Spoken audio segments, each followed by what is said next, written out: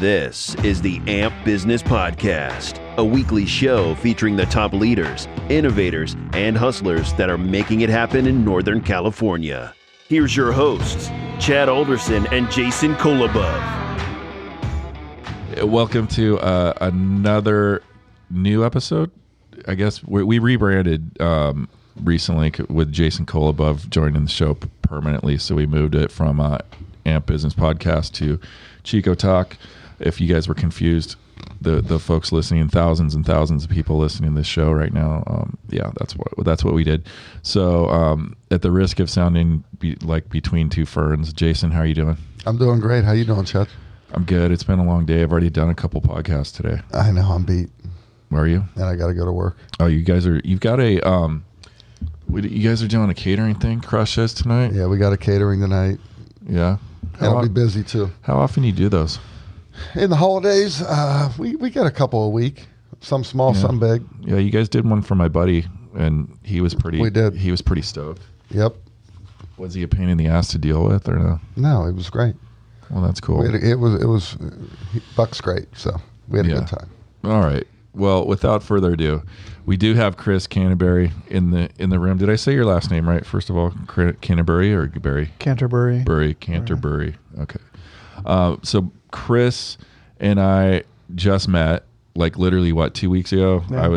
I was at a client's building in Marion Park, and I was walking out, and I noticed his very, very cool truck, and so I started looking at the truck and looked inside of it, and just was admiring the craftsmanship of this thing from basically like stem to stern. Every little weld detail on it's awesome. All the custom metal work that's been done. And then I looked inside, and then I was really impressed. There was a bunch of, is that hydraulic piping and all this other stuff that's inside that, or airline, all the airline work, all this, just all the craftsmanship that went into the cab and the overall truck. But you also intentionally didn't really detail it too much on the outside. It's like, it looks worn, but you did intentionally make it look worn, right? I washed it with Ajax. Yeah, but it just looks really cool. And if you guys have seen it around town, it's like it looks like it's a truck, older style truck that's been kind of like slammed, but it's got spikes on the sides coming out of the hubs, and it's very unique. It looks interesting. Is it an old Ford? Yeah, it's a 68 Ford F-250. Yeah. So anyway, I'm looking. On airbags, it's slammed down. And it looks cool. The tailgate's all custom and split. Yeah, for a bike to roll up into. It's pretty cool. And so I walked up to it, and I'm looking at it. I'm like, damn, this thing's so sick. And I look around, and then there's this dude, and he kind of looks like a guy from ZZ Top, and he's covered in tattoos. And I'm like, that's got to be this dude's truck. And I'm like, hey, is this your car? And he's like, yeah. And he came over. So we started talking about the build. And then one thing led to another, and I found out that you do custom bikes here in Chico, and I assumed that you do really, really good work based on the truck. So that's why we wanted to have you on today, is just to talk about, in terms of taking your passion and actually turning it into a business, and the craftsmanship and the love that goes into that business, because you've kind of like gone down that path to begin with, in terms of, that's your motivation for starting the business, I assume. All passion driven. Completely, yeah. So can you talk about just early on, like what inspired, what kind of led you, career wise, to get into something like this? Yeah. Were you always in the metal welding, building? I was born and raised around hot rods, race cars, drag cars, motorcycles. All my dad's friends had shops. So it was always something that I was part of it, as you were a kid. A shop rat running around. Exactly, yeah. Sitting in race cars as a kid, acting like I was going down the drag strip or whatever, and going to the races. And so it's really it's always been there for me. And when I turned 15, I got my permit. At 15 and a half, I got my license back in the old days. The good old days of driving when you were 15. Yeah, no kidding. Yeah. I don't do that anymore. I straightened up my act and stopped being a goofball and customized my first car. And what was it? It was a 66 Mustang. Dude, that was my second car. Yeah. My first car in college that I actually really gave a shit about was a 66 Mustang. Mine had a small block Chevy in it. Sick. Yeah, I couldn't tell you what mine was. I just drove it. And then I found a 61 Ford Falcon 2-door. Nice. We heated up the springs on that to lower it. What is it? The leaf springs? You hit Yeah, them the with a coil torch or springs. That's something? all we Okay. had, you know. That's awesome. All right. So then when you grew up in kind of like the shop environment, and I assume you're learning all this trade craft as you're on the job, essentially, right? Yeah, I mean, it's been a hobby my whole life. And then did you immediately just do that as a business? No. For 20 years, from 91 up until 2011, I had a mail order business doing BMW motorcycle parts and accessories. Started off doing salvage, so buying used bikes and parting them out. Yeah. And then started traveling all over Europe looking for manufacturers of replacement parts, having parts made, and then getting into accessories for newer bikes. And did that for 20 years. So did you do all that out of Chico? 10 years in Santa Cruz and 10 years here. Okay. So Yeah. you're Banana Slug? No, originally from Monterey. Oh, okay. Yeah. But Cool. both of our daughters were born in Santa Cruz. Did they go to school there then? College? No, and they were stuff? babies. Okay. They were babies. Then you moved to Chico. Yeah. What brought you guys up to Chico? Something mellower. Yeah. Yeah. Real That's- people, less traffic. It's a pretty common thing. All right. So in the late 80s, early 90s? We moved here 20 years ago this month. Okay. Me too. Yeah. Yeah, Back 20 next- years. Really about the same? We the day after Christmas, we Yeah. packed up and left. Has Chico changed much, you guys, in the 20 years since you've lived here? Oh, definitely. Yes and no. Okay. Well, you answer first, Jason. Well, I feel like the people are the same, and we have the same problems we have now.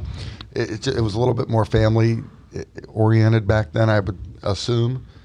Nick just took my pen. I bet that was Nick's pen. It was more okay, I so claimed it though. But, when you say it's more family oriented. well, I was younger, so I felt Okay. like I spent a lot of my time downtown. I've always been that downtown guy. Yeah. I worked at all the restaurants Yeah. downtown. Turn that mic just a little bit more. And into your face there. There you go. I just felt like there was a real sense of community downtown. Now, downtown might have spread out in the last 20 years. A lot of housing, North Chico, Okay. Yeah. East Chico, all that stuff. So maybe the heartbeat of Chico may not be as strong downtown as it used to be, Mm-hmm. but that's how I kind of see it. Downtown was kind of it back then. Okay. My wife was pretty freaked out when we moved here. She'd have a baby in her arm and one in her hand walking, and all of a sudden some young man would open the door for her. She's like, what does he want from me? People had manners. Kids were brought up properly. Not like you see in inner cities or bigger cities or towns. Yeah. Yeah, strangers will talk to you in Chico. They'll say, "Hey, how you doing?" And you're like, Yeah. "What's going on?" This is the hell's happening? so I was gone for 20 years. At the time you guys moved here is about around the time I left. I was gone for 20 years, spent 10 years in the Bay and then 10 years in Los Angeles, and then moved back like 3 years ago. And I'd been gone so long that I didn't remember that aspect of Chico, of people just randomly hitting you up in supermarkets or whatever, because that shit does not happen in big cities. It just does not happen unless there's a real specific reason why you need to talk to person A. No one interacts unless they're in your social circle. Here, you can just be pumping gas and somebody will just start shooting the shit from across great. across the pump. Oh, yeah. That's why I stayed. Yeah. I stayed here for And when that. you drive something weird or unusual, You get on podcasts. you get on podcast. Exactly. All right. So you were doing the parts, kind of like basically breaking down bigger things and selling the small things out of them. Yeah, Right? and then new stuff as well. And new stuff, and then also getting stuff fabbed if Yeah. it was out of manufacture, I guess. Yep. Okay. And that's still the same model you run today? To a much smaller degree. I mean, we're still importing parts. A lot of it's mostly just stuff we need for the custom bikes we're building. We do have some of the stuff on our website for customers to buy. When did bikes come into it, or were bikes always part of it? My dad always had bikes when I was a kid. For me personally, riding, that started in 1987. Okay. So I got my first bike. I'd never really ridden a motorcycle before. and up till that point, you've been wrenching on trucks and cars. Cars, yeah. Yeah. Okay. And I rode the thing around Monterey for about a month. And I'm like, well, if I'm going to learn how to ride, I should probably do a road trip. So I borrowed a bunch of gear, and I had some bicycle camping gear because I used to go bicycle camping a lot. Yeah. Threw it on the back of my Kawasaki and headed to the Grand Canyon. For your first trip, Yeah, did Alone? Grand Canyons. Yeah, what would you do different? Nothing. Really? I No. thought you would have said everything. No, I froze. I got wet. I got hailed on. I almost got run off the road by semis and windstorms. I wouldn't change it. So you're more into the experience side, not the yeah. It sounds like you just wanted the experiance. Yeah. Yeah. So when you That's were cool. selling BMW parts, were they for the bikes or for the cars? Bikes. Okay. Yeah. So my first job was at a Volkswagen repair shop, and we worked outside, rain or shine. And then I got a job as an apprentice mechanic at a BMW independent car shop. And this is all in Monterey? Yeah. Okay. And we restored vintage BMW cars. We built hot rods for people with way too much money out of BMWs. And that's when you saw the market for, I need to find these parts because they're rare? That's when I realized that this is a really cool brand and everything makes sense. And I grew up around Volkswagens. And now I think, BMW is kind of the next level up. And then my boss one day in the 80s, he goes, "Yeah, there are these two BMWs sitting at a body shop in Sand City." And I had just gotten my motorcycle. He goes, "You should go check them out. One of them is really cool." And I ended up buying both bikes. And You did yourself or the boss? I bought them. Okay. I bought both bikes. One I traded off to get one running. Okay. And the guy that helped me ended up becoming, a lifelong friend. That very same bike I sold to a friend of mine in Carmel in about 1990. And 3 years ago, I bought it back from him. Oh, really? Yeah. Just because of the nostalgia? Yeah. Yeah. That's super cool. What a great story. And then I hear that sometimes, like, if I know the person that owns that 66 Mustang that I had in college. They're still here in Chico, and it's on blocks right now. And, if all things being equal, if I ever get enough disposable income to just be able to light on fire for a restore, I'm going to probably do that rig because of that very That'd be cool. reason. That would be cool. Mm-hmm. Yeah.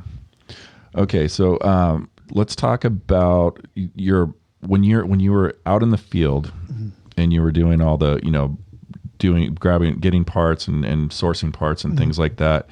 Is that kind of what you were talking about, how you were doing these technical talks on bikes and being invited to basically be a guest speaker at these events? Right. Was that kind of because of that experience of just networking out in the space, and that's why people knew you? How did you get? Probably. I mean, this is my 36th year in the industry. Okay. So. And it's a small, I assume the people in the know or in the industry, it's a fairly small industry, kind of like fly fishing. Incredibly. Yeah. Yeah. And then, what kind of tech talks were you giving, and how did those? Where did you travel and stuff like that? I've been all over, really. I mean, there's BMW events, motorcycle events all over the country year round. I've been to as far east as Virginia. I went to one event and we literally picked a bike up and stuck it on a picnic table and showed everybody how to adjust their brake and their clutch and just simple maintenance stuff, things that people overlook. Yeah. Make the bike last longer and work better. And well, with that in mind, I've got buddies that have BMW bikes, and they're not. I wouldn't even say they're weekend warriors. They maybe do it once every 3 months. They'll do a big road trip. What are some things to think about before you do those trips? No matter if you have a new bike or an old bike or whatever, before you prep for those trips mechanically. Always check your fluid levels, tire pressure. Make sure tires are in good shape. Look for loose bolts. When you take any vehicle, whether it's a motorcycle or car, to your dealer for a major service, part of that is a checklist of making sure the wheels aren't going to fall off and the brakes aren't going to fall off and the brakes aren't worn and nothing's going to kill you or injure you or somebody else.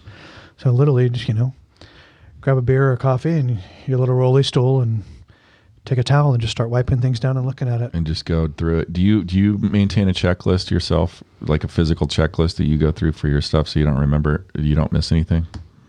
No. You're talking I about probably a pro should. here. I probably well, as should. you get older, you need to. Yeah. We just talked about that. That's You forget we have our everything. cell phones, Right. So let's talk a little bit about BMW bikes. I think everyone are they called crossovers, or what are they? The style Those, like, of bike. street dirt ones, the touring bikes, I think is what They're you're asking touring- about. Well, the big thing today is the adventure bikes. And BMW makes those. They kind of look like a dirt bike. Yeah, but my buddy's got oversized dirt bike. but it's a comfortable road bike Yeah. too. Yeah, it's Buck's like one of the got one. best road bikes. Is there a name for that? It's adventure. Adventure. Okay. Yeah. So adventure touring is huge worldwide. And that's the main bike that BMW makes? That's their number one seller. But they also have like the big Cadillac style ones? Sure. They've got big touring bikes. They've also have the world's fastest production bike. Okay, so they do make a street bike. Yeah. Okay. Yeah.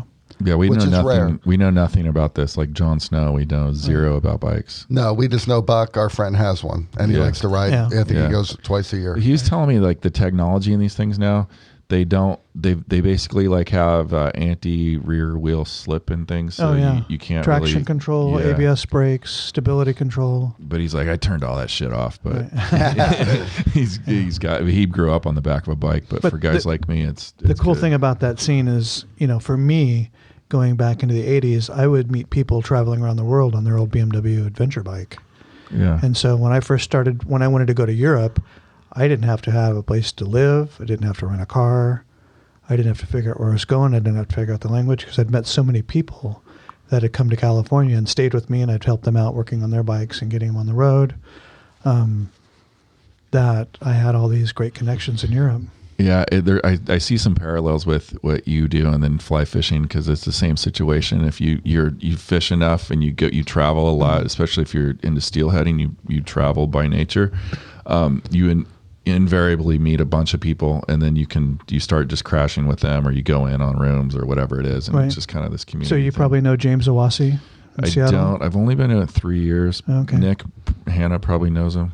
He's got a business or in, somebody knows him. He's got a business in Seattle. Okay. Like a fly shop. Yeah. Well, it's all mail order, but they have their own rods made and okay. all kinds of stuff. Oh, I don't know that's much cool. about it. And he teaches a very specific type of fly fishing. Probably Spay. Spay casting. Yeah. And he's Japanese, so he gets all these Japanese clients that come Tinkara. over, and It's Tinkara, I bet. yeah. Yeah. No reel, right? No reel on the exact opposite spectrum of Spay. Yeah. Very short. Yeah. I know if you Google his name, there's an article about him, and Yeah. and then it goes to their website. The Tinkara method was is Japanese method, so that's probably what it is. Yeah. Especially if he's got a lot of Asian clients, that's my guess. Anyway, we kind of digressed there. Yeah, but, well, sidebar. that's what I do sometimes, most of the time. So you and your wife are in Chico. You're doing this mail order stuff. You're searching parts, fabricating parts. When do you get your own shop? Or have you always had a shop that you tinkered in? I always had a garage I tinkered in. So when we first moved to Chico, we built a house in the north end of town, so we had almost a 4-car garage. Now we've got just over like a 2.5-car garage. I outgrew that, rented a warehouse, outgrew that, got a bigger warehouse. And I've had a space away from home for about 10 years now. Okay.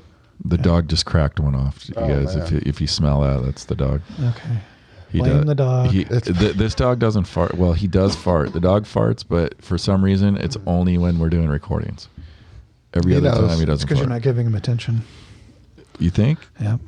Little bastard. He's doing it out of spite. Yeah. So your current shop out off where, Skyway? Yeah, on Zanella. You have a big warehouse? Well, it's not Or big. 1,800 square feet. 1,800 Yeah. square foot shop, Yeah. and that you run your boxer metal business out of that? Correct. We have a parts room, and then we've got a front room where we hang out. We don't do any local business. We're open by appointment only. Huh. Our customers have been from Guatemala to southern Mexico, That's sick. Texas, South Carolina, New York, you name it. And the main part of your business, the heart of it, is what? Custom BMW motorcycles and sidecars. Okay, so you fabricate parts? Yes. Or fabricate, tweak it? everything. You name it. Restorations. Everything. But it's 100% BMW. Correct. Okay. But See, and looking at you, I'm sitting there thinking, oh, this guy's doing Harleys Right, or that's Indians. Yeah, that's what I You know, thought. he's got that look to him. Yeah. We'll put it on the thumbnail. But Do you work on the new stuff too? The new BMW Yeah, bikes? I've done 3 All right. customs on the new ones. I've Okay. done a couple sidecars on the newer ones. I'll hook you up with my buddies. Yeah. I got like 3 or 4 that have those bikes. Yeah. Cool. But we've done a sidecar on a new Triumph Bonneville. I just built a subframe and sidecar mounting for a guy that I know in Portland for a vintage Moto Guzzi, which is an old Italian bike. I'll do anything as long as it's fun. yeah, there's a guy in town that's got a sidecar That's bike. cool. Will Brady. Will just sold it. Oh, he did. So He he fucking- Of course, he knows the only guy. Yeah, in so town. he would put his dog in there and cruise around downtown. Really? That sounds Like fun. 20 miles an hour. He didn't ever ride that thing fast, but That's funny. No, I just ran into him at day camp coffee. Yeah. And Steve is on his last leg, unfortunately. Yeah, he is. He's getting old. Yeah. And some guy from someplace not close, like maybe Canada or somewhere far away, bought his sidecar rig. He kept trying to get me to work on it, get it running again. And what kind of bike was that? It was a Ural, Russian made. Okay, it looked like a. Yeah. I was gonna actually ask you about military sidecars, because if you watch like any World War II or World War I era movie, there's usually a scene where and Indiana Jones. Yes, of course. That's what Will's bike looked like.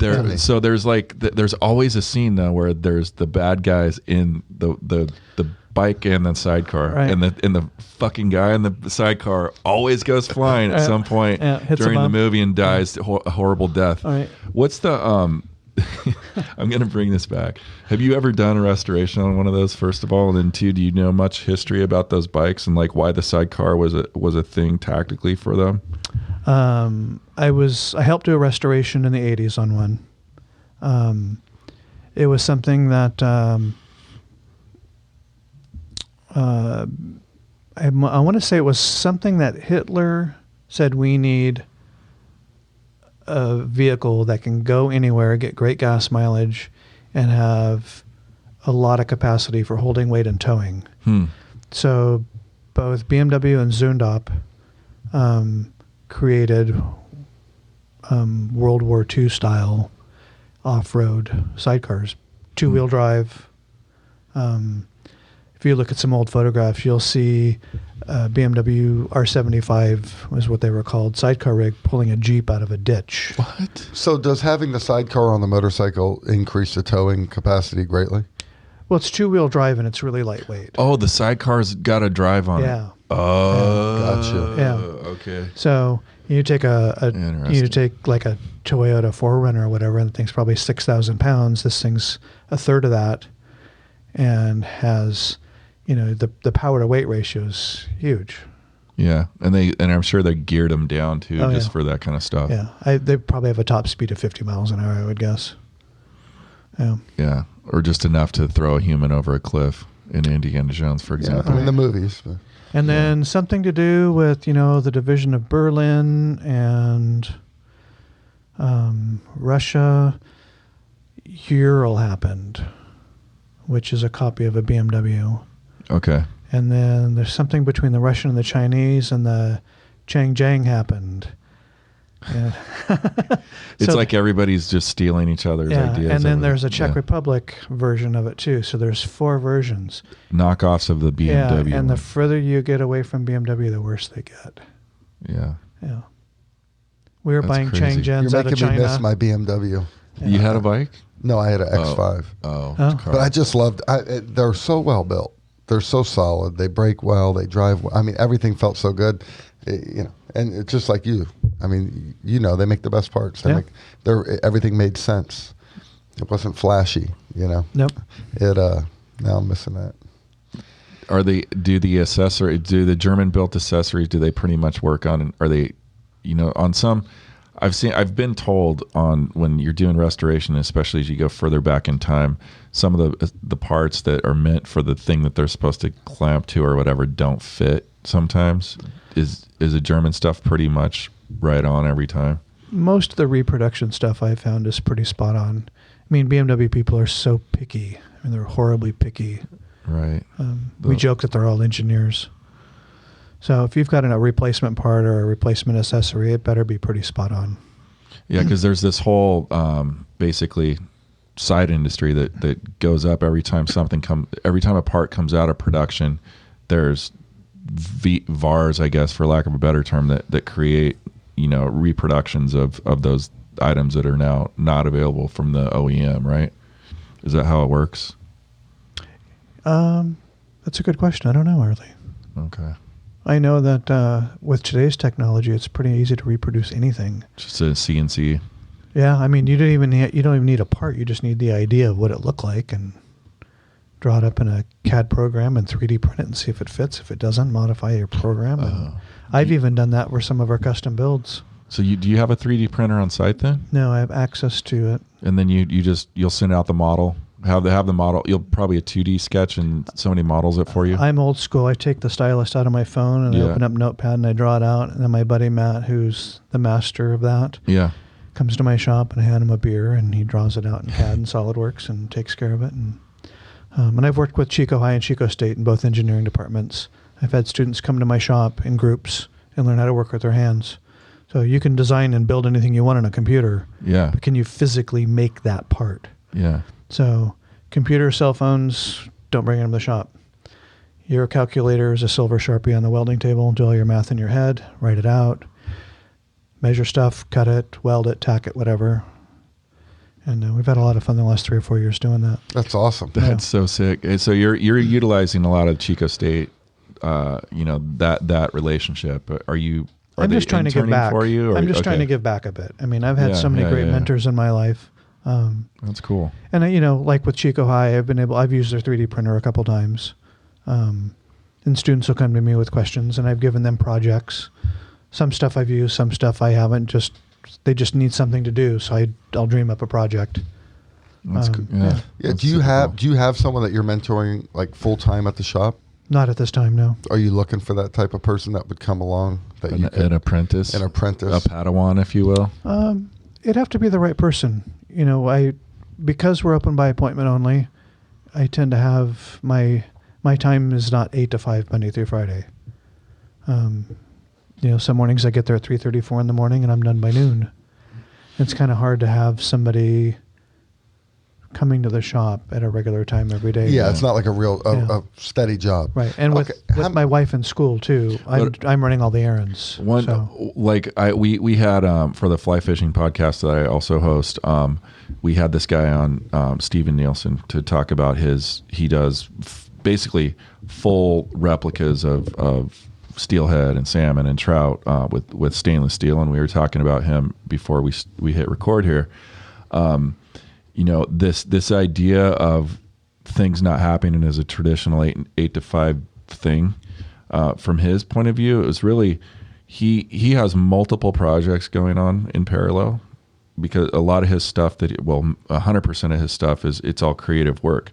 So it's not like the way he described it as he has to have parallel projects going on, because he'll be on one track creatively thinking about it, and then maybe he's out of inspiration for that thing, so he just task switches, goes to the next one and does it.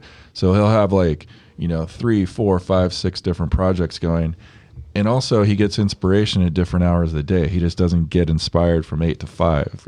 So I'm the same way. Yeah. And I think with a lot of creative people, if you're a business owner and you're dealing with a designer or whatever, this is something to consider when you're managing that person, is this idea that, you can't get lightning in a bottle at like you would punch a clock. That lightning fires at weird times. Yeah. Artists, writers, they all have the same. And that's why people get writer's block, and that's why some people can bust out an entire, movie script over a weekend. Judd Apatow, or whatever his name is, the famous comedy writer. He wrote most of those big hit 80s movies that he wrote was in 3 days. 3 days. Yeah, like Home Alone. 5 days. Boom, done. 3 days. Home Alone. Yeah. Right. So he had a lot of hits like that. So when you're managing somebody that's creative, can think about that also. Have a little bit of latitude with the time shifting thing. Yeah, we don't give our customers a timeline when something's going to be done. Yeah. Yeah, that's smart. And I'm infamous or famous for getting 80% done and not liking it, taking it back apart again at my expense. Steve said the same exact thing. See, how many people like you are in Chico? I say like you, I keep meeting more and more, especially younger people. Yeah. I met a kid locally who's went to Chico State Engineering. We know some of the same people from that. And he's smart. He builds cool stuff, and he's just got this little small shop building hot rods. Yeah, Super smart. I think that, the internet's killing retail, but there's an asterisk next to that statement, because the internet is not killing unique retail. That's actually where it shines. Craft will always be Craft, there. yeah. Sure. And It's that's coming exactly back what I'm more talking than ever. about. Yeah. So these opportunities for this kid that normally wouldn't be able to do something like that because he couldn't reach a market. There's just too much friction there for him to reach a market. Now he's got the internet, and if he's got a little bit of savvy on how to market himself, he's going to really take off. Yeah, you got to love social media. Yeah, So unfortunately. where do you get most of you say your customers come from all over the country, the world. All over the world, yeah. So how do you reach them? Is it word of mouth? Are you talked about? Are you a big deal out there in this little? I don't know if we're a big deal, but I we've think got, he's a big deal. I don't know if we're a big deal. He but seems modest. We've got he's a big deal. Instagram, we've got Facebook. My wife rocks the shit out of that. She does a great So job. people will see something like, I want Yeah. that. They'll hit you up. Hey, can you do this? And you're like, yeah. I'm And, 6 months out or yeah. whatever. You know, our TV show helped in So you- 2015. We did a thing on Discovery. It was a bike build. It was called Naked Speed. Was it a series or were It was you a, on- yeah, it was a okay. series. It was. Cool. It started off as Cafe Racer TV, and they rebranded after 6 or 7 seasons, wanting to kind of draw in different types of builds. So we were, I think, episode 3 or 5 of season 1 of. So they would Naked go Speed. around to shops all over the country and Yeah. do a build. Yeah. And you were selected to be on the show. Yeah. So you and your wife, you guys do this build. Yep. We do this. It's on the build. show. Yep. Can you find that video on YouTube? You can find it on YouTube and you can find it on Amazon. I'll go Perfect. check it Naked out. Speed. Naked Speed. Yeah. Awesome. And then, so that really put us on the map. Yeah. And in 2016, the end of 2016, we built a bike for a show we go to every year in Portland called the One Moto Show. And we've been invited for the last 5 or 6 years. And the bike I was going to take, the customer really wanted, and the customer's in Guatemala. So I had nothing, and it was 2 weeks before Christmas. So either the kids don't get presents and Dad builds a really cool bike, or I just take whatever we have laying around the shop and make that work, and the girls get Christmas. So I did, and the bike I built went viral worldwide twice. What?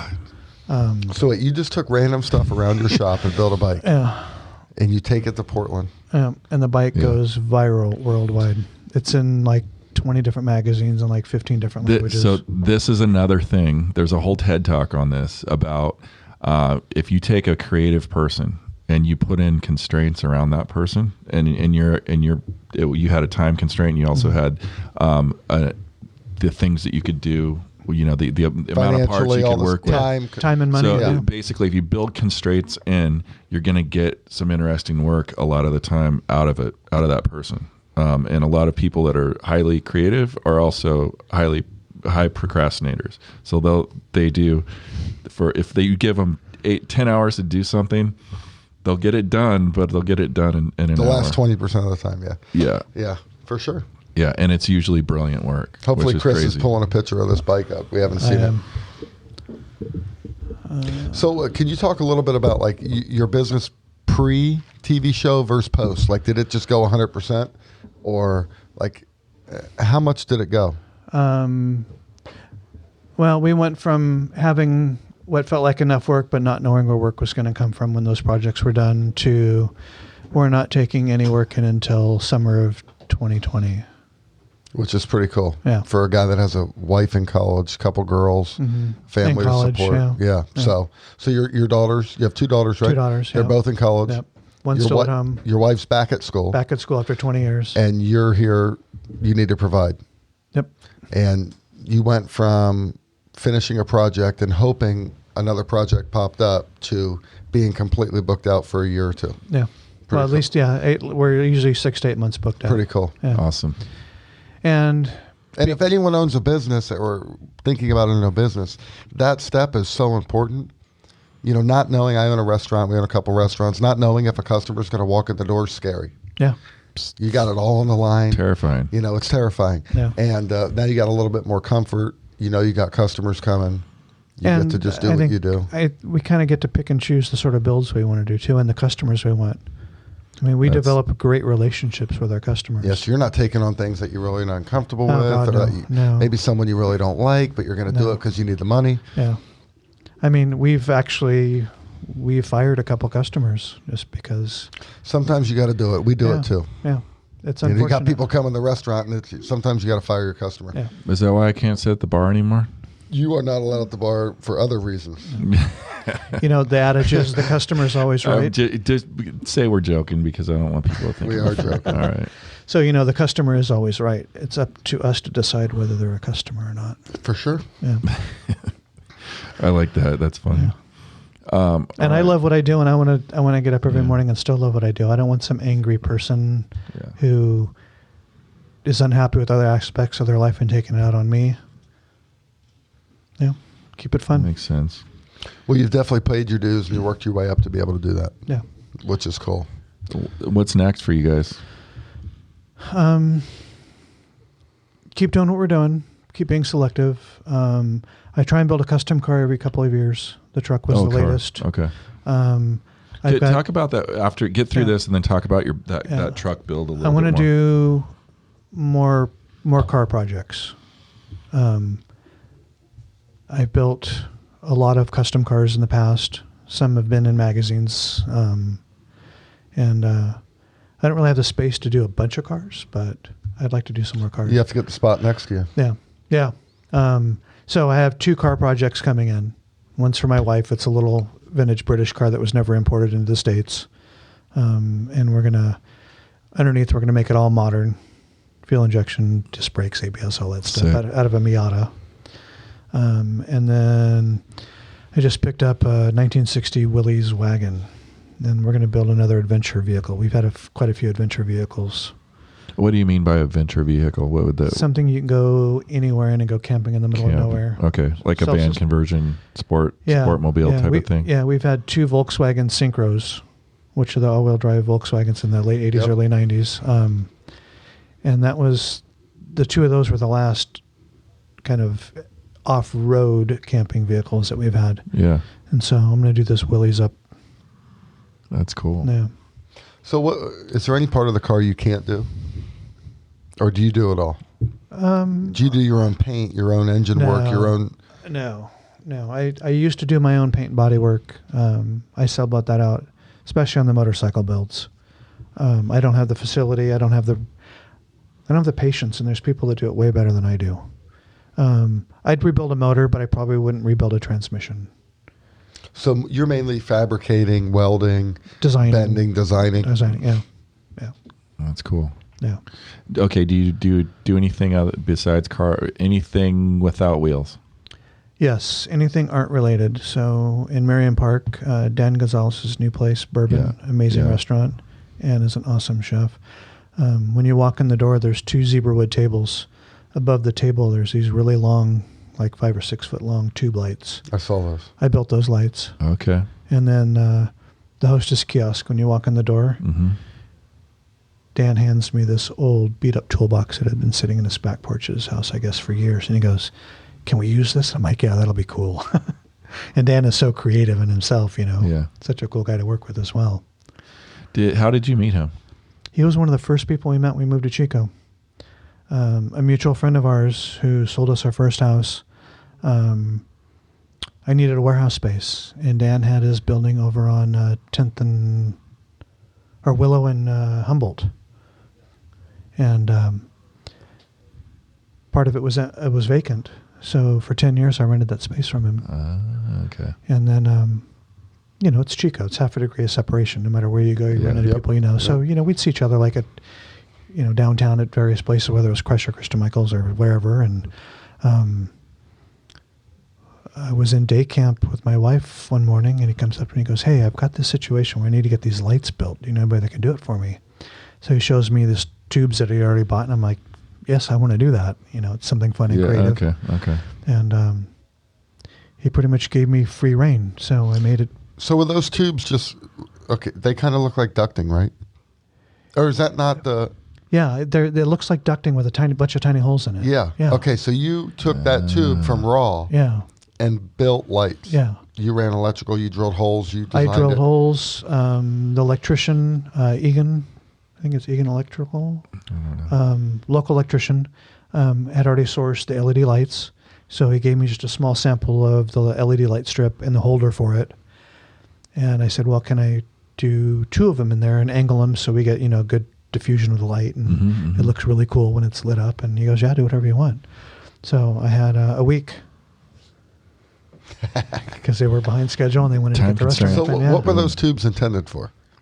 I would think they're probably used maybe in agriculture or maybe in the brewing process. Like maybe they're stainless steel, Yeah. so maybe some sort of filtration. You'd run something down the middle and it'd ooze out the holes in the sides of it to filter it. That's the only thing I like could think of. seed harvesters Yeah, use it almost stuff looks that. like a French drain sort of thing. Yeah, You know? I know. Like when I walked in there, I was like, I know what that is, but I Yeah. don't know what it is. Yeah. So I made seen the it before. Yeah, I made the Yeah. end caps and then the pole and how everything's wired together. Cool. Yeah, that was fun. And then the hostess kiosk out of that old tool chest, which is fun. Angling everything. Yeah, I and, saw that. Yeah. And then lighting it up so the girls could still move it around during the night, and it's not plugged in. Yeah. And the tables, you didn't build those tables, No, right? The no. steel. Nope, I didn't do frames any or other any of metal that? work. No. Okay. Yeah, I'd love to do some more work with Dan though. Oh, Dan's a great guy. He's fantastic. Yeah. Absolutely. Yeah. Real big thinker. So he can see he's a visionary too. Yes. Yeah, I mean the Yeah. plans for Marion Park are pretty cool. If you get the opportunity to bend his ear and ask what's going on there, just do so and have him tell you it's pretty cool. We bought a house in Doe Mill almost 17 years ago, and when Tom DiGiovanni was going to do Marion Park, He was the first guy. yeah, It was his vision. Yes, it was his vision, and Tom Anderson was his architect. Yep. And Tom and I had spent some time together designing stuff, like especially stuff for the Doe Mill neighborhood. If you drive around the Doe Mill neighborhood, you'll see like the little dog poop boxes. They look like little houses. I built those. The little bungalow courtyards that have street numbers or house numbers on the outside of on the sidewalk. I built those, and I'd done some design work for Marion Park, and then it went flat. I was kind of bummed. I mean, we stayed in the neighborhood because we figured we're gonna have an extension of downtown Chico, maybe even something better. Yeah. And so when I heard that Dan took it over, I was pretty excited. Yeah, Tom's a great guy. I spent a lot of time on the board with him downtown Yeah. DCBA. Yeah. Maybe A couple sub boards we did. Yeah. A couple. He monitored, kind of like mediated some issues with Yeah. downtown, and he was a mediator. A great guy. I built some stuff for his house too. Okay. Out of metal years ago. Yeah. Yeah. So Marion Park, Tom was the original visionary. Yeah. And he had this idea of a planned community and all that stuff. I think the recession hit and some things happened, you know, and I think Dan and Grossman. Ken Grossman. Ken Grossman Yeah. picked the project up about 5 years ago, maybe Yeah. longer, and they brought it back to life. It's an amazing addition to Chico. Oh, great! Yeah, Yeah, I can't wait for it to be all dialed. I still, your idea to put a theater over there would be good. That would be kind of cool. We need to talk to Dan about that. Get the theater lobby going. yeah. We need a high-end movie. And having Yeah. day camp coffee, for me, that's a great office. I can I can The- sit and check my text messages and my space is emails. and- awesome. yeah. And we're you got a talking little about triangle now. You Doe Mill, the day camp to your Yeah. shop is Yeah. right. Exactly. You can be anywhere in 5 minutes. Yeah, and the day camp, if you guys don't know where we're talking about, it's in Marion Park. On what's this street? The main street is Concord it 20th? Avenue? 20th. Oh yeah, 20th. 20th that runs by 20th it's and the Bruce. frontage road, but it's next to Bourbon Kitchen, just down on the opposite corner, basically of Bourbon Kitchen. Very, very good coffee, and the space is massive, and it's got all kinds of little nooks and crannies. It's to hang out. 925 Marketplace. Marketplace. Yeah. Thank you, that's- Chris. Yeah. So yeah, day camp coffee. It's a big coffee shop. It's got 2 levels. Yep. It's got a roaster in there. I think they roast all their own They beans. roast all their Yeah, beans, it's yeah. really cool. The kids that own it are really cool. They've been in the coffee business a long time. I think they were down in Santa Cruz at Verve, maybe Naked Lounge. They love what they do. It's a great program. It's a Yeah. great program. Yeah. The Chico coffee scene has really stepped up the last couple of years. Dude, We got huge. Brave Huge. down off of Mangrove. That kid is really into coffee. Naked Lounge, Day Camp. The place on the opposite end of town, out where I live, off of Esplanade. I can't remember the name of it, but shit, I can't remember the name of it. It's by Across from 76. I think so. It's Yeah, by down it's there by off of Eaton. it's by the pizza pickup. Papa Murphy's. Thank Yeah, you. I know It's what you're right talking there. about. It's been a bunch of daily grind. That It's been a place- lot of coffee That shops. place is solid too. Yeah. But the coffee's stepped up in Chico, which I'm proud of. Yeah. Yeah. You know. So We just need to get theater. Our theater game here is a shits right now. yeah, there's talks of it at the mall. a big theater coming. I mean, like stadium seating. We don't need anything too extravagant, but just the ability to like reserve seats and maybe get a cocktail or two. Yeah, I like the love seats where you hit a button and not recline. have to look in the back of somebody's head. Yeah, they recline, you kick back. We need an adult small movie needs, theater. man. Yeah. So I think it's coming. Chico's, we're coming up. We'll get there. We're coming up. Yeah. I think Marion Park's going to have a very profound effect on downtown and the Downtown Business Association too. In terms As far of as the competition, I think. I think competition, yeah. It'll be healthy. Yeah. Competition's good. Yeah, it is good. Yeah. I have competition. I like it. Yeah. I always say you want to be as close to your competition as possible. My competition buys parts for me. I'm okay with that. Yeah, and I don't think Marion Park's trying to compete with downtown. I don't think that it could ever do that. I just think in its nature, it's going to automatically. Well, it's like the North Valley Plaza compete with downtown. I don't think it's a competition. I think we need little districts in Chico where neighborhoods can go to hang out. Downtown's always going to be important, just like the North Valley Plaza's really stepped up in the last 10 years. That used to be, they used to call it the old mall, right? Right. Yeah. And now it was terrible. Now it's the old new mall. Right. I mean, it was terrible. And it was like no one went there. And then all of a sudden, it's like snuck up on us. We got the Poorhouse. We got the movie theater. We got Trader Joe's. We got Sportsman's Warehouse. There's a lot of things out there. Yeah. So I think it's all good stuff. Chico needs these little areas or districts to grow. Yeah. Yeah, especially as Chico's spreading out too. I mean, you go north into town, you go northwest of Chico. I mean, off Esplanade. I drove up down Eaton. Actually, a buddy of mine, I dropped our shop truck off to have him let her the doors, and he gave me a ride back to my shop, and he's up by the airport. And now Eaton goes all the way through. Yep. I was blown away. There's thousands of homes out there. Absolutely. Yep. It's actually like just a little traffic hack if you're coming from, we're in Cal Park right now, but if you're trying to get home, which if you live on the other side of 99, like I do is it the south end of town, I guess? Towards Hamilton City side of town? No, is that west side of town? It's so weird here. I know direction. If you take, yeah, I know. Right? 99 north south. All right, assholes. Yeah. But if you take that road you're talking about, Chris, and from this side of town, you can completely go around all the traffic that's backed up on East. Well, we can't now that you told everybody. Well, some things you got to keep to yourself, Chad. But yeah, this is true. Maybe I'll edit that out. No, I'm kidding. Yeah, East Avenue's a nightmare. There's some ways around East Avenue. There's too many lights on it. Yeah, there are now. There's options. Yeah. So.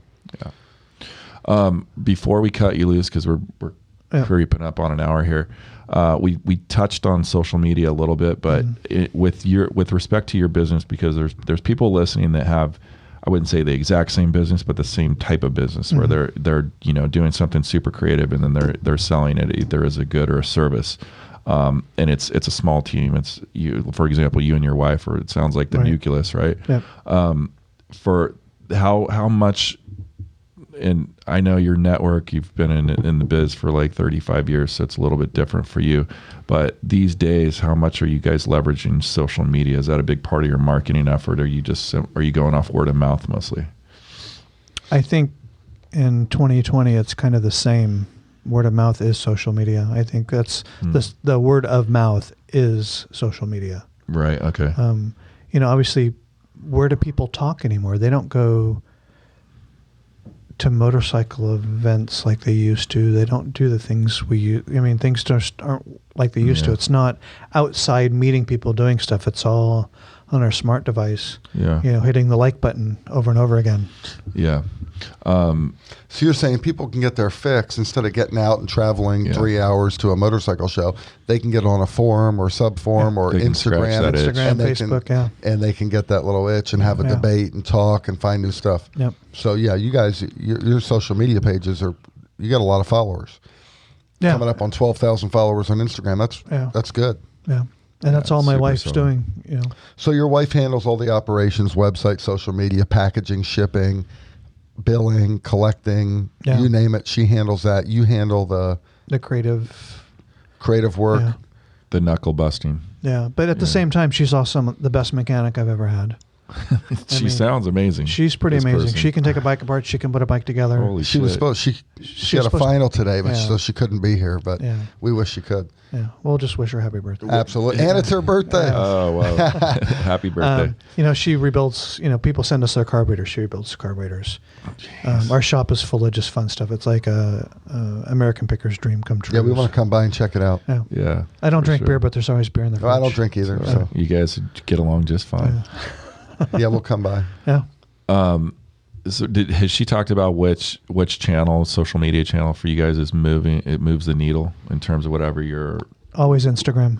just Instagram? Yeah, just she goes- and I think that a lot of that's the nature of what you're doing specifically. And because she's in school and we're both really busy. Yeah. And tomorrow's our last. No, wait, this is Wednesday.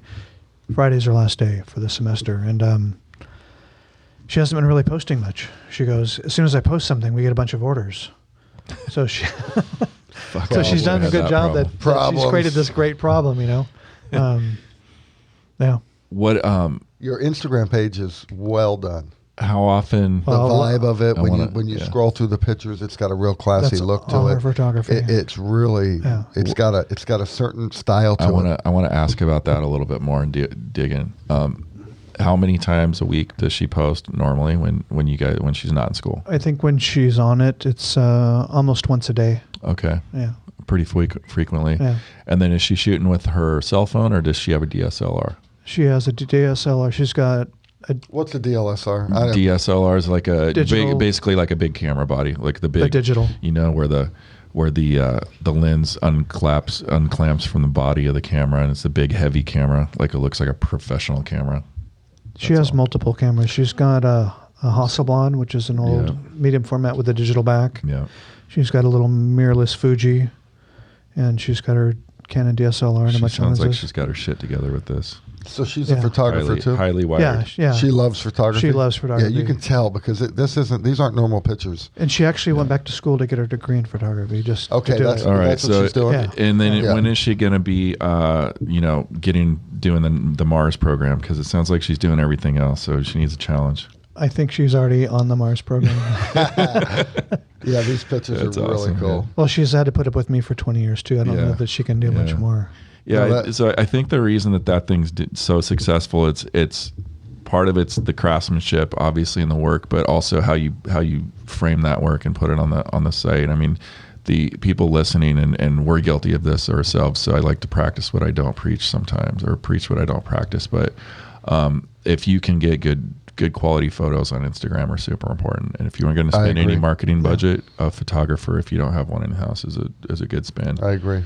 And she's actually, her focus is product.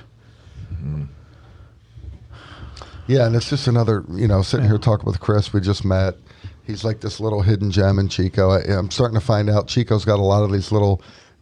You roll up a door in a warehouse, and here's this special guy that's known worldwide in his little teeny craft. It's pretty cool. Yeah, I mean, him and Steven Nelson are similar. They do the same type of work. A lot of businesses run sort of the same, but not doing a ton of outbound marketing, a ton of it, but just rabid fan bases. Yeah, there's 3 bikes we built this year that have not even showed up on our Instagram yet, just because of time. Yeah. How many projects can you take on a year? I tend to keep between 3 and 6 rolling. And an average project is a couple months, or it's all different? Sometimes they're a couple months, sometimes they're a couple years, depending on the how big the project is. Do you roll those projects because of the reason I was talking about Steven running parallel projects, because the muse kind of dies on one and you get reinvigorated? Oh, yeah. Yeah. Like this morning, I got to the shop early and I'm converting a wood bandsaw to cut metal. Yeah. So I'm having to make pulley shafts and all this stuff. And that's where my creativity went this morning. Yeah. Not to a motorcycle, but to machining something on the lathe for a tool. Yeah, I do. I do a lot of design in the computer for visual design and stuff like that, and I'll tend to run 3 or 4 different projects at the same time. I don't know if it's for that reason or what. I think I do a lot of task switching throughout the day is my main thing, but it also does just help to step away from that thing you're doing and take a fresh look at it. Do you see that, Jason, with when you're cooking? Like if you're noodling on new ideas, how does that affect you guys? I mean, there's a lot of Yeah, creativity in cooking. So how do you? There is, but what's there the isn't. what's the See, thinking everything's process? been done, so Right. you're tweaking, and you get tired. So like we've been Open Crush for 12 years. I'm tired of looking at chicken picados. You know, I'm Right. tired of looking at some items, but you can't take them off. It's tough with that Because because people are explain that, coming there for that dish. Yeah. It's like your hit, you know. So it's tough. So what we do as chefs is we go out and eat. You got to go to the new restaurant Bourbon. Right. We check it out. We order everything on the menu. We enjoy it. There's always someone doing. You have to look at it from a different perspective. Then you come back to your restaurant. You're like, oh shit, it was obvious the whole time. Yeah. We need to tweak this, because that's. But you get stuck, you know. And I think a lot of people get stuck in their job. Everyone has to have an outlet to figure out how to get inspired again, and I know we do it by eating. So we go all over the country. We eat. We try and you know. So that's. And I don't know if you know. Are you going to shows? Are you looking at Instagram pages? Are you? I'm an Instagram junkie. Yeah. I've got my own personal And Instagram. I do that too. Yeah. Yeah. I'm always geeking out. So the part about you eating, I want you to talk about that a bit, because I've been in the city with you a few times and been fortunate enough to be on these like recon events with you, and it completely. If I go out of town, it's a lot. If I go out of town, though, that's the approach that I take now, because it's so fucking cool to do what you do, And how you God do it, bless my because you wife, can because she really puts up with it. But dude, we'll you can have 4 dinners. You can cover Yeah. so many different things. Yeah, you so know, we don't food, drink. culinary dishes, all this other stuff. Yeah, Like, talk about that. Yeah, It's we really don't, cool. We don't what drink you do. alcohol, so we'll go. My wife drinks a little bit here and there, but we'll go hit the bar. We'll have 4 dinners planned that night, and we'll hit the bar, be in and out, hit the bartender. At what time do order- you start? Tell them what Maybe time. about 5 o'clock. Yeah. And we'll have our first dinner at 5, and we'll order like 8 or 10 things, and we'll try all of it, and then we'll go to the next spot. Mostly, though, not the entrees. You're mostly running they're kind of like Small plate. they're appetizers. Yeah. That's Small the plate. important Yeah. point. Appetizers. We're mainly one- eating appetizers. one- I know what a big steak tastes like. But one You know, entree. we might have one entree or two, but we mainly order appetizers. And you're go going with a group. Boom, boom, boom. A group, but a lot of times it's my wife and I. Okay, You know, we did okay. like 9 days in New York one year, and Holy we ate shit. like 50 restaurants in 9 days. And God bless her, she stuck with me. So it's like speed dating It's like restaurants. speed dating restaurants, Yeah. but that's how you get ideas. That's how you get flavors. And when something hits, you remember it. You try and recreate and put your little tweak on it. And obviously what works in San Francisco is not going to work in Chico or New York or Vegas. But so we have to bring it back. And how do we make it affordable for the market here? How do we afford to buy the product for Chico? Can we make money on it? And is it even feasible for our crew to be able to do it? So I think, you know, we have every business has challenges, and you try and figure out how to work things into your business. But yeah, I mean, that's what we do. We go out and eat as chefs. It's a dream. And if you don't drink, you can afford a lot more food. Right. Yeah. That's what we figured out. It's like, shit, we can get 4 appetizers or 1 cocktail. Well, You yeah, know? because the cocktails are $18 $20. to $22. Yeah, so it's cool. You get to try a lot of different stuff. I always Yeah. look at stuff that's not related to what I do. Like I Yeah. look at things that are not automotive or motorcycle related. Give me an example, a concrete example. Architectural design, Yeah. how things flow, how like stairs, for example. You know, not just stairs with a banister on it, but could be just single treads, and you don't see how the stairs are being held up. Railings, anything mechanical that's not motorcycle or car related. The headphones we're wearing, how they're put together. Yeah. The mic booms, everything. I always look at that stuff, and yeah, that's where a lot of my inspiration comes from. And so everybody's perception of the world is different. Also, that's like it's really cool. It just depends on what you're super into. Is kind of like it really does impact your perception of the world, and not everybody sees the world the same. But the thing of stepping aside on a project and coming back to it is huge. Absolutely huge. You got to. I stare at something and go, yeah, it makes sense to do it that way. I'll worry about it tomorrow. I'm going to finish this other project. I come in tomorrow and I'm like, no, not going to happen that way. Yep. And that happens It's all crazy. the time. Food's the same way. Ideas Yeah. work that way Yeah. too. I used to be a chef. Food does too. Okay. Yeah. So how do you step away half through a food situation, like a Well, no, what if, do you like, mean let's by say that? we're looking at our Caesar salad. Yeah. And we think we got it to where it's the best it could be. And then like a week later, you just come and you either eat it or you look at it and you're like, oh, hell no.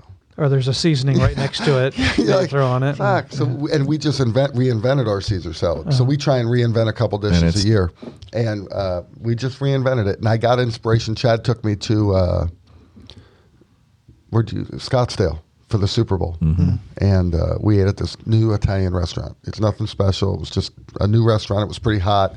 Scottsdale, you go to the hot spot, blah, blah, blah. And they did this Caesar salad tableside. And they had some ingredients in there that I thought, holy shit, this is obvious stuff. You know, we're kind of an Italian-American restaurant, and they had some basil in there, and they had some sun-dried tomato. So I came back, and I'm like, shit, how can I do that? They did it tableside and all this. So we started playing with it, and it took me a couple months to figure out what to do with sun-dried tomato and what to do with the basil to incorporate it to not really change our dish but make it better. And we did. So to elevate it, like you always talk about. Yeah, we tried to make it better. You know, give someone another reason to come back to Crush. Because it's tough. I mean, it's the same thing. Yeah. You know, obviously we weren't on a TV show, so we still wonder if that customer's still going to walk through the door every day. You know, I mean, when you're in business and you own your own business, it's like every day you wake up and think, is this all going to end tomorrow? Right. What's my backup plan? Yeah. I was an assistant chef at a restaurant in Big Sur back in the early 80s, mid 80s. And then in Monterey, I was traditionally trained how to do Japanese food. And I started from the beginning, scrubbing floors through the whole You rank. seem like that type of guy. And so I love cooking, I love barbecuing, but my wife and my daughter, who's still at home, are both vegan. So Which pretty makes you a vegan. Yeah, I mean, I keep meat at the shop, but I don't keep it at the house. You're eating beef jerky? Yeah, just out of respect for them. But sneak it. I've been eating vegetables I wouldn't normally have thought to eat, and I'm cooking with them. And it's been amazing. This gets down to constraints again. Yeah. You know? Yeah. And restaurants are going more vegetable driven too. Yeah. I think vegetables are the future. Yeah. Talk really about that a Farm bit. to table. Yeah. We're just kind of shifting over to food, but you know, this is good stuff. It's all related. Yeah. It's all Food, related. it definitely is. You know? You'd ask me about my truck to talk about that a little bit. I can do that, or we cannot. I don't. Yeah, No, let's talk we about don't your have a Ford. time limit, Let's so- talk about your Ford. So, Okay. Could you just describe the style? Does that fit into a category? There's two like, different. like rat rod, or I know it doesn't fit into that one, but is there a style? Rat rod, hot rod, low rider. It's kind of, I call it kind of a muscle truck, you know, because it's the got thing's big, awesome, man. big steel wheels on it, and so I don't know. And it's got the big spiky. It lug looks nuts. like it would be on the Mad Max reboot if Right.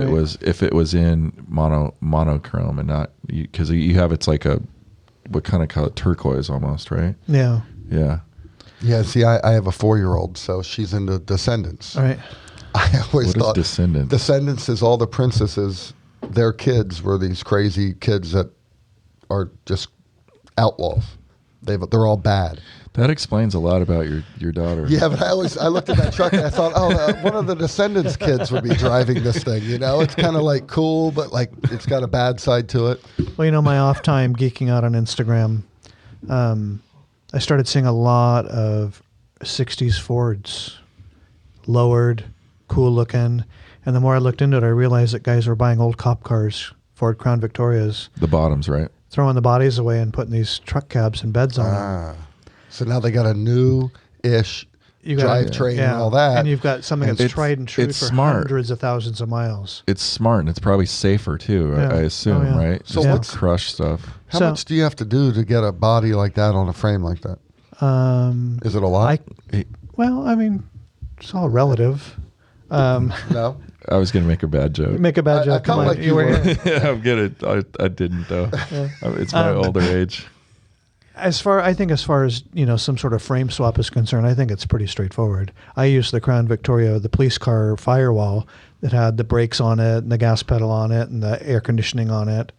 Then I cut the one out of the truck and mated the two. I had to build 2 cab mounts and 2 bed mounts, and it was pretty much done. But you knew because you had an idea it wasn't going to take a shit ton of retrofitting because there had been a precedent already. Yes, right? and Yeah. all of a sudden I'm finding there's YouTube videos. You got to love YouTube. Oh my god, I rave about YouTube. You don't I even know. I need- spend 2 who hours needs- a day on YouTube, and Who needs I- a degree anymore when Dude, you got YouTube? I taught myself audio engineering. Now, did I teach myself everything there is to know about audio engineering? No. Did I teach myself what I needed to know about audio engineering? Absolutely yes. Yeah. So yeah, I looked at how these guys are putting these trucks together, and I got some great ideas. And so I didn't even know I bought the car, but I found a car at an auction in Sacramento. And the day after the auction, my wife goes, "Hey, do you know you won a car at an auction?" And I go, "No." But yes. Yeah. So I bought this 2005 Ford Crown Vic with only 70,000 miles on it for $300 at an auction. Was that an old cop car? Yeah. So it was beat to shit, but no, it had been rear-ended. Okay. It was spotless other than that. Oh, so the frame was straight and everything. Yeah, everything was fine. And then I found an odd ad on Craigslist for old truck. Is all it said in Palermo. So I click on the ad in Craigslist and I see pictures of it, and it's the year Ranger truck I want. And met the guy, and he goes, "Yeah, I want X amount for it, and it's got all this back fees and all this stuff, and there's always ways around taking care of that." And so I bought a $300 truck. So I've got a $600 shop truck. That thing out there, you put $600 into to get it. I mean, just to a start. Well, no, and a lifetime of knowledge. Well, that hundreds of hours. I know, but what do you think it's worth now if you're going to sell that? I see guys selling swaps like that for 12 to 15 grand. A lot less than what he put into it. Time-wise, time-wise. Yeah, okay. Those are more passion projects, right? Yeah. That's like you would never sell that. It's not worth. No. Yeah. No. But $600 is mind blowing. Yeah. That's Our awesome. shop van had died, and I always felt like every time I got anything, I was driving myself to church. It was gold. It was an Astro van. Nothing exciting. Love those Astro vans. They're awesome, but they are just, there's no frills. But it died, and so I was in a rental car because I have to have transportation, running errands, and then I was in. The wife has a little Ford Ranger pickup, and I was driving that around a little bit too. Had no air conditioning, no heater, no blower motor in the middle of summer. That was pretty miserable. So I had to get the truck done. So in 4 months, start to finish, I was driving it. So another constraint. Yeah. Yeah. Yeah. Yeah. I'm gonna have to use that with my therapist. My constraints. No, it's good though. It's a motivator. Yeah, it is. I never looked at it that way. Yeah. So are there people out there that build the same style of BMWs as you do? Worldwide. So that's a classic. What you build is classic style. Yeah. What do you mean by There's that? certain styles that are style? popular that I don't build because I don't think they're functional or safe. If I build something other than the bike I showed you a picture of, that's strictly a show bike. Everything we build for a customer, you can get on and right around the world, or I won't build it. Which is cool. Yeah. So so there's pool sticks. I'm into pool, and there's pool stick builders that build these like insane Q sticks, but they weigh 30 ounces. Carbon fiber and no, not when you're talking about showpieces. They're gold and ivory and mother of pearl, but they weigh so much you can't play with them. Oh, the average playing cue is like 18 to 20 ounces, but these sticks weigh 30 ounces. They're strictly showpieces. Are there guys that buy these pool cues for collectibles that? Let me finish. That don't play pool. Yes, probably. Most guys have an interest in pool, but there's rich guys out there that have $1 million pool stick collections. There's guys in the fly fishing industry that tie flies and are some of the world's best fly tires that don't fish those flies or even have the foggiest in terms most of of the being able to throw those guys flies. that have the $30,000-$40,000 pool sticks don't play pool. Interesting. They just get into They have a lot of for money. some Most weird pool reason. players don't have a lot of money to buy them. But I like that because I just watched I listened to a podcast with one of the most famous Q builders ever, and he says, I don't care what they want. I would never build a pool stick that you couldn't put chalk on and go play with. Right.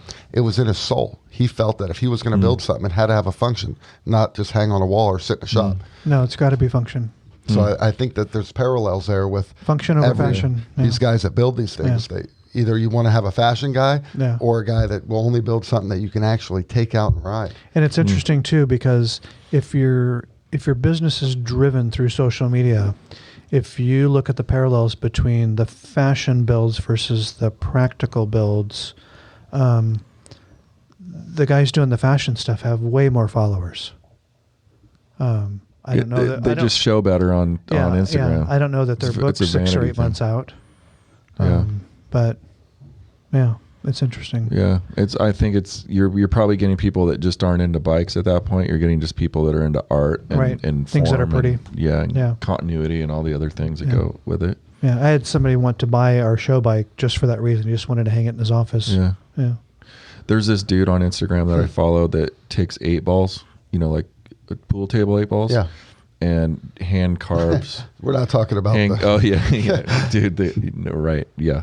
Hand carves like human skulls. Oh, that's fun. Replicas out of them, and you can still see, the banding and everything, and they're just really cool. But people get into weird shit, and you can commission this guy to do anything. Like he'll do Darth Vader helmets out of 8 balls and all this. And there's no better place to find weird shit that people do other than YouTube. I get lost on YouTube. Instagram. I click on how do I make lasagna?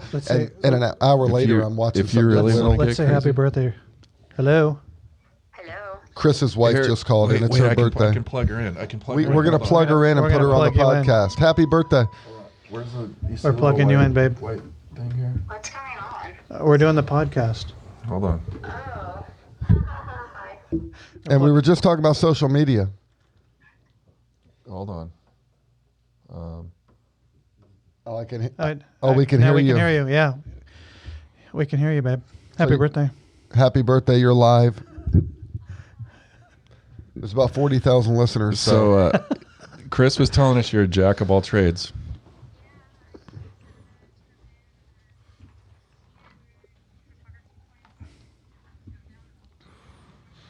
Congratulations. Are you completely done? All right. Well, we won't take up too much of your time because I'm sure you're studying. Well, I want to, and real quick, I looked at your Instagram page and I knew right away a professional took every one of those photos. So, and he says it's all my wife. She does it all. They're amazing. And you do go ahead, Chris. Her first art show is coming out in either January or February at the Naked Lounge. She did 2 weeks in Cuba last year. Oh, wow. Yeah. Oh, is it all photography? Yeah. Nice. What's the date on that? Let's plug it.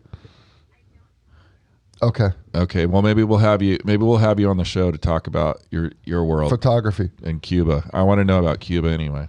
Because we heard a lot about Chris. Yeah. Yeah. And you. I'm just kidding. The heart and soul of the business. You're our first phone in. Yeah, you're literally the first phone in. And I like it. Yeah. It's kind of cool. It's actually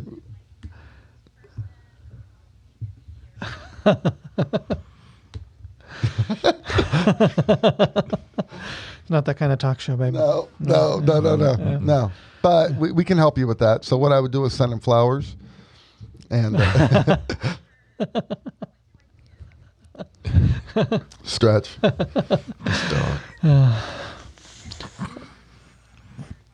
Okay. Yeah, we were.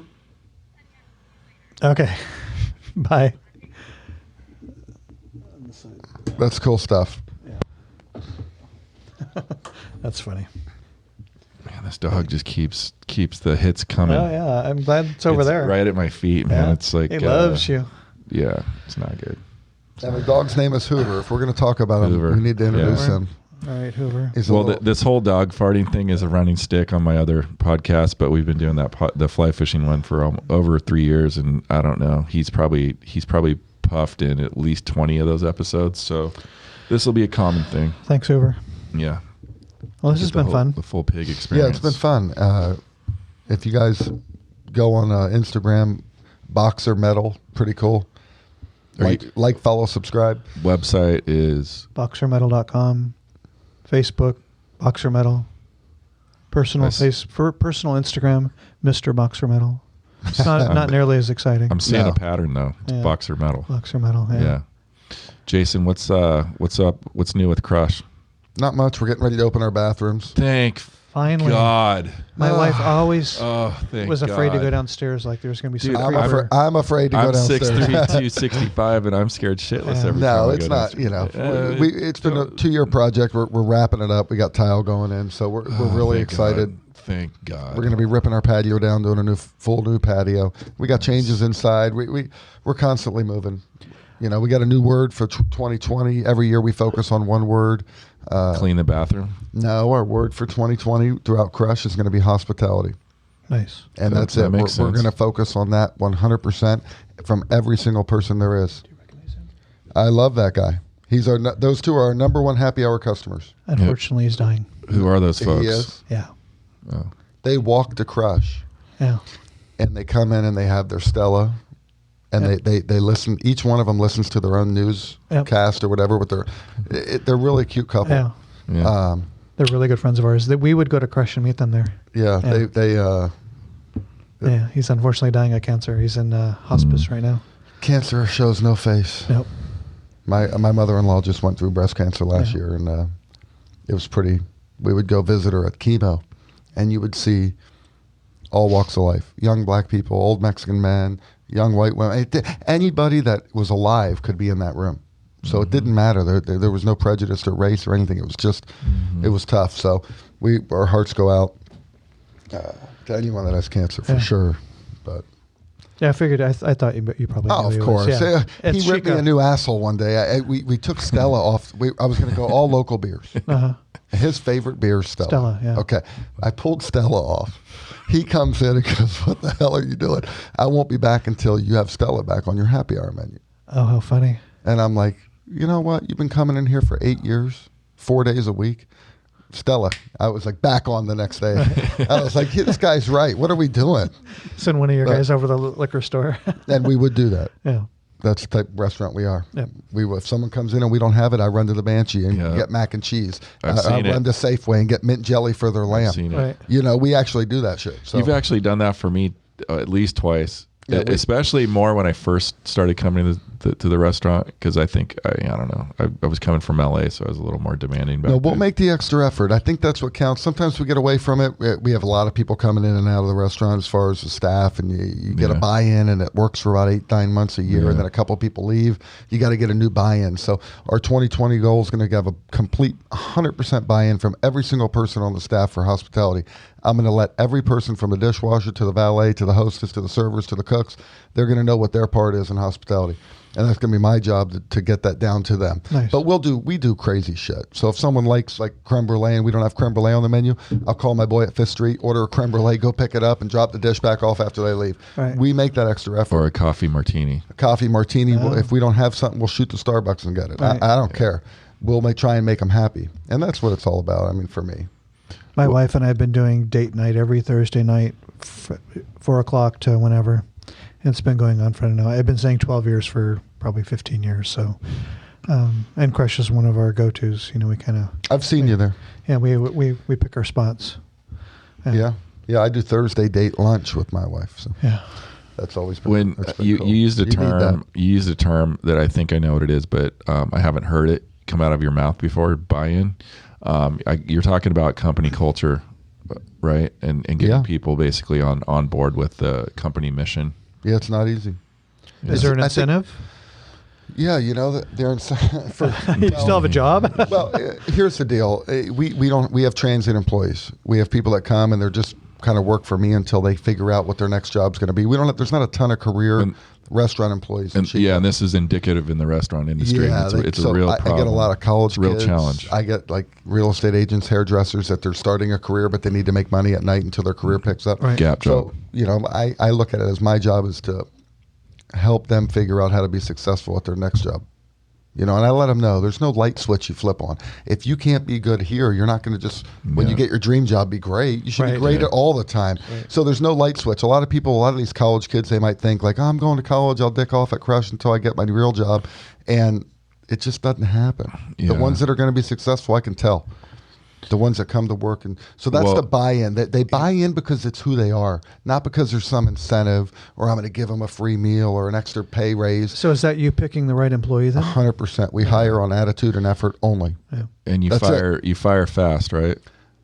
That's an at-will state. We should fire faster. Yeah. We tend to give a lot of chances because I like people and I want to help people. We try and bring people in sometimes that are struggling. They may have been in courts. They may have been in trouble. They may have been in gangs, whatever. Yeah. Because if you give someone the last chance and they actually turn it around, there's nothing that feels better than that. When everyone else has given up on them, sometimes when you get people that are really down and out and struggling in life and you give them that last shot, they'll be your most loyal, dedicated employee you ever had. They always had it in them, but drugs got in the way or whatever. Right. Family crisis, whatever. Yeah. We got a mixed bag. But yeah, buy-in. It's who you hire. Every company's the same way. Yeah. I don't like anybody, so I have no employees. The other thing about working at a restaurant, because I worked at a restaurant for a little bit, and then I've got a lot of friends that worked in the restaurant industry, and a lot of the folks that I know that are good in sales as a profession, they were either a bartender or they waited tables. And I think the reason they're good at sales is because early on they were forced to have those interactions with customers, People skills. and steering Absolutely. people and helping people make decisions in a very small amount of time. You know, if you're and the example is you're going through a menu with the person, 4 people at the table, and you're trying to help them navigate which entree to select or whatever it is. It sounds like it's really trivial stuff, but those interactions, every one of those interactions makes you a better negotiator, planner, all the stuff that you need when you go into sales. I think sales, you talk about any position, the Yeah. restaurant's a very volatile work environment. You got to Yeah. take direction. You got public coming in. You got bosses. Yeah. You learn how to cook. Look, you were a sous chef a long time ago. Now you get to cook for your family, and they get to eat good. Yeah. So there's a lot of things that you can learn in a restaurant. Life experiences, looking at people in the eye, talking to the public, dealing with getting busy or slow, or you're in the weeds and it's pandemonium. There's a lot of different levels of a restaurant throughout the night. Yeah. You know, you got setup, you got breakdown, you got cleaning, cooking. There's a serving. tempo. There's a tempo because you guys have like And a lot of different 2 or tempos. 3 bumps though, right? For sure. Like Sometimes you're crazy early- and you're early just and holding then- on. It's kind of like parenting. and, you know, the big thing that we suffer from today with people is accountability. And in a restaurant, seeing your accountabilities are right there in that customer's face. Instant. Yep. Instant. Yeah. Instant. Yeah, see, when Yeah. you get And a they project, can go shit on you on it may take you 6 months reviews. to build it, right? Yeah. I get an order, we cook it in 8 minutes, and I get instant gratification. I Yeah. get to be able to see if you liked it or not right away. Yep. Fail It would fast. Fail fast for sure. Or get a lot of really good feedback Software's and the feel good same about way. yourself too. It might take you 6 months to feel good, Right. but when the customer goes ape shit when he Right. sees what you build, Right. that's got to feel amazing, right? Yeah. Oh, yeah. You know, Yeah. it's cool stuff. It is. It's all cool stuff. That's what makes the world go round. Yeah, Cool. and Chico's got a lot of really cool people that are. I Mm. never thought I'd find a. And when I saw you, I thought you built Harleys or something. Everybody thinks about Harley. Exactly. Tattoos, beard. Yeah. Yeah, grayish in the beard, little biker. Old Harley dude. You know. No, I've ridden one once back in the 80s, and that was enough for me. But this guy's building really trick custom BMW adventure bike. But most of them adventures or No, What- the new thing is street scramblers. Everybody Okay. wants something that's kind of off-roady but streetable. Okay. So we call them urban scramblers. urban scramblers. So you work at Sick. Facebook in the city. It's 4:00 on a Friday. You're gonna go hit the trails to Tahoe. Throw your soft luggage on your bike. You That's got your credit sick. card, and you Okay. go up to Tahoe on this bike. These are the same guys that are drinking artisanized cocktails that are buying his bikes. I Always, just figured yeah. it out. It's that same mentality. They want craft Right. everything, whether it's their shoes, their jeans, Right. their clothing, Okay. their food, their drink. Everything is. Yeah. Yeah. Okay. Yeah, and craft is important. Yeah. That word's come around. That artisan craft. Yeah. That's really come back. And as we get further into Our technology, economy's moving that way too. no, man. but as we get further into technology and AI and all this shit, I think the other side of that craft, that hand built, that hand forged, that handmade plate. You know, every plate at Crush is handmade. Well, we the- use that- all Heath the- from Oh, wow. San Francisco. Wow. 100% Heath plates. This- and those are handmade. I want to emphasize this whole movement towards craft services and small builds for individual entrepreneurs doing what they're doing is really because of technology, where you can find a market for your stuff now through the web and through all the other things. This couldn't have been done 50 years ago, at least not at scale. Well, not even 30 years ago. Yeah, I mean, when no, I started yeah. my company in 91 doing BMW used and new parts, we were buying mailing lists. There was no internet. Yeah. Or you weren't in a catalog either. No, we were doing print ads in magazines. I did a 12-page ad once that was everything we carried. Or you'd send out 10,000 flyers at a time, hoping that you got. In the paper? No, we had. Oh, you had the mail service? Yeah, we had flyers made up, and we'd mail out 10,000 at a time, hoping you'd get a percent out of that. Yeah, if you're spending any money on print advertising, Oh, you're wasting your money. You're literally lighting you money are. on fire. You're a curmudgeon at that point. Yeah, well, yeah. I mean, it's just basically like, how do you measure the ROI on that? First of all, like I'll tell you how the sales guy tells you. Oh, we have like a circulation of 30,000. Well, I worked in the newspaper industry for 3 years at Night Rider down in Sacramento or whatever, and the way that they do it, like the 30,000 papers that go out, like maybe let's say 5,000 of those get picked up. The other remainder go right back into the recycler. So they're actually overprinting paper to basically blow up their distribution numbers so that they can actually justify the prices that they're charging you. And they'll put a stack of 1,000 somewhere and be like, oh, boom. Yeah. So these they sit in the printer. I mean, go into any store, any convenience store, anywhere there's a rack of any of the, I'm not going to call anybody out, but any print medium in Chico, go towards the end of the day and see how many are still in the stack. I bet there's maybe 5 to 10 off the stack and the rest is there. That stuff gets picked up, redone, goes through the same process. This is part of the business model. This is the thing that advertisers, the thing that people are, traditionally have bought print ads don't understand. Do you think it'll come back around? Like, will it ever be back in style? No, because anybody who's... Can't measure ROI, dude. There's no fucking way to measure ROI. That's the problem. It seems like everything comes back. Unless you're doing like coupon clippers and things like this. That's the only way. But even that's Collins. digital now. Yeah. But you don't think people want to hold a magazine or hold a book? This whole green movement. My mom does. Yeah. That's my mom does. It's not my most people's children market, don't. Though. My children don't want to pick up a book. They want to pick up their smart device and hit. You're next right. page. My daughter does too, but I force her to. So this is, this is one of the. I know this is one of the reasons you started doing this podcast because you understand this. Like every time you're on this, you do an episode. You got an hour to talk. We can talk about the business because it's you. Like that's part of you for sure. Yeah. No, I understand. That's the best it's all advertising digital. you could do. Instagram's huge. Private Facebook groups. Are you in private Facebook groups? Yeah. Okay. Yeah, those are really popular now. Yeah. And what I find I see that's where Facebook's going. Yes. Absolutely. And the other thing that I find too, like I used to be on a bunch of like motorcycle related forums, especially around BMW motorcycles. Yeah. And everybody is like so judgmental on regular forums. They're going away. They're going away. And you go into the Facebook groups and people are a lot... kick people out. Yeah, people are a lot mellower. And you can actually look at somebody's profile and go, yeah, that guy is an asshole. Yeah, I'm in a bunch of forums too. I was in a bunch of private forums. For the last 15 years, I've been in private forums, and I used to post. They're a nightmare. Yeah, I used to post, helpful information to them, product information. And next thing you know, you're an asshole. You got 8 guys telling you how dumb you are. No, F off. Yeah, the private Facebook groups I've really gotten into. Yeah. There might be only 50 guys. They're handy, man. Oh, they're very super handy. Yeah, and you can have one with just a core niche of specifics. Well, I needed the trim on my truck is a 1.5 model range only or year range only.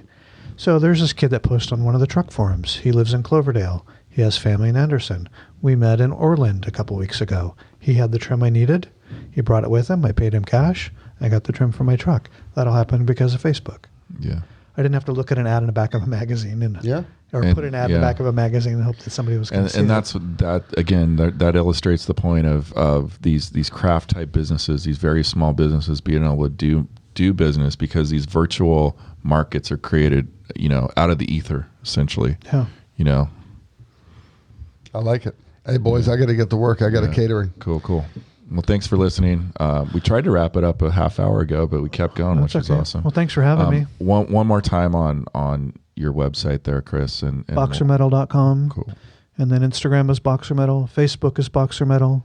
And then my personal Instagram is Mr. Boxer Metal. Cool. That's BoxerMetal. Thank you, sir. Yeah. And CrushRestaurant.com. What's your... ChicoCrush.com. ChicoCrush.com. I should know that. Yeah. Thanks for being there. But I mean, website, I don't know if people go on the website, but yeah, Chico Crush. Google does. I guess so. Yeah. All right. Anyway, thanks for listening. We'll be back next week with a new one, Chico Talk. Woo woo. This podcast has been brought to you by AMP.build, a software and digital design agency located in Chico, California. Learn more at www.amp.build. If you have ideas or questions for the show, send an email to hello@amp.build. We may air it on the next show.